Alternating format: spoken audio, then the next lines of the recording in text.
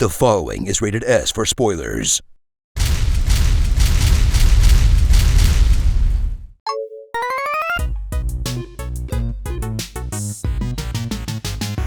From the studio, known for always releasing games on time, comes a classic title in which you control time itself, which was so beloved that they announced a reboot in 2020, only to unboot the reboot and just full-on make a new one, which is definitely coming out in January, just like they promised it would. Right, guys? Hey, guys? Prince of Persia, The Sands of Time. Journey into the mystical world of a real-life Middle Eastern country, as imagined by a bunch of French weirdos, where all the men are British, all the wealth of India, and all the women are sex slaves. But at least the prince doesn't say anything too bad by today's standards. You're a skinny little thing. Look, 2003 was a different time, okay? We were all still reeling from the events of the original Haunted Mansion.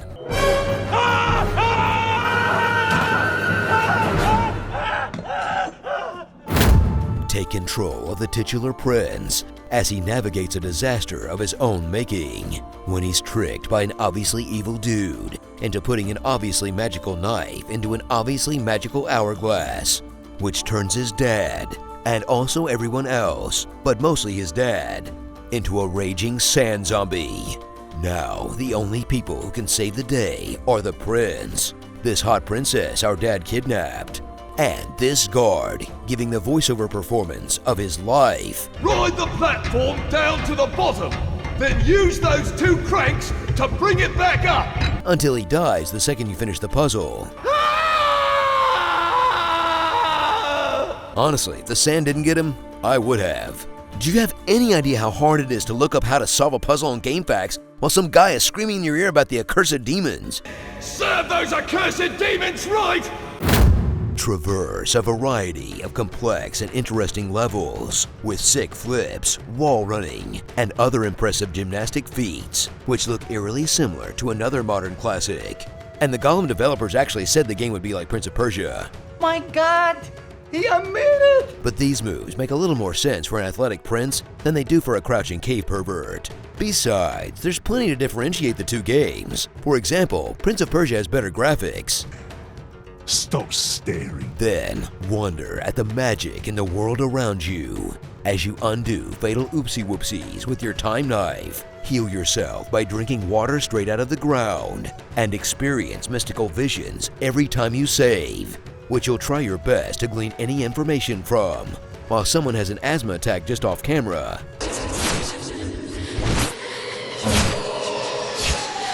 What, did they not have albuterol in ancient Persia? Spin like a drunk blender in Prince of Persia's combat as you become a whirling dervish of death, flipping around enemies like you're taking beginner capoeira classes. Capoeira. As you face down a bevy of sandy monstrosities, ranging from fierce warriors to vicious wildlife to the straight-up scandalous. Then explore the infuriating mechanics of the time dagger as you deal finishing blow after finishing blow to keep your enemies down. That will have you constantly draining them for their sweet time juices to keep up your powers, all in hopes that you don't get surrounded and get the kicked out of you. In gameplay that will force you to use your wits and situational awareness, just to avoid ending up with a battle that takes 3 times as long as one you actually have the attention span for. It's just really nice of them to wait for you patiently as you gank all their friends. They're so polite. Then find time to connect with Farah, who's the sort of companion that can kind of fight, and definitely knows what a scarab looks like. Look out for scarabs! And who has a chemistry with the prince that rom-coms can only dream of. Oh, they're just like Kate Hudson and Matthew McConaughey in the other most important release of 2003. Of course, after the prince trust issues his way out of an easy victory. Now you want me to trust you? Farah has to pilfer the knife from him by, pilfering his knife. Hey, she nearly died in a tomb because of this guy and then immediately got naked. You've got to respect the hustle. So grab your dagger and get ready to mess with the past in a story about the most irresponsible time traveler since Philip J. Fry. But won't that change history? Oh, a lesson in not changing history from Mr. I'm my own grandpa. And though it doesn't exactly hold up to modern gaming standards, it's still a classic for a reason and a ton of fun. And I can't wait for Ubisoft to finally release the remake. Did it sound like I really think that they're actually making a remake? I almost couldn't get through that line. That's the first funny joke you guys have written. Starring Jake Gyllenhaal, All's Farah in Love and War, Meth Jafar, Daddy Dearest, a human cockatiel, and another round of applause for this guy. I told you! Ha! The Time Traveler's Knife. You know, it's revealed in the end that the person he's narrating the game to is Farah herself. Makes you wonder if he included the sex scene in his telling of the story.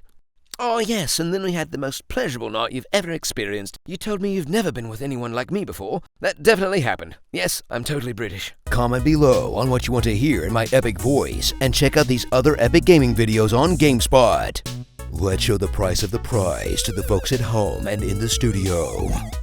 Sound spine-tingly dingling. I would have won if I hadn't lost. Simon Says, tickle your liver with a finger quiver. No dinosaurs were harmed in making of this honest trailer.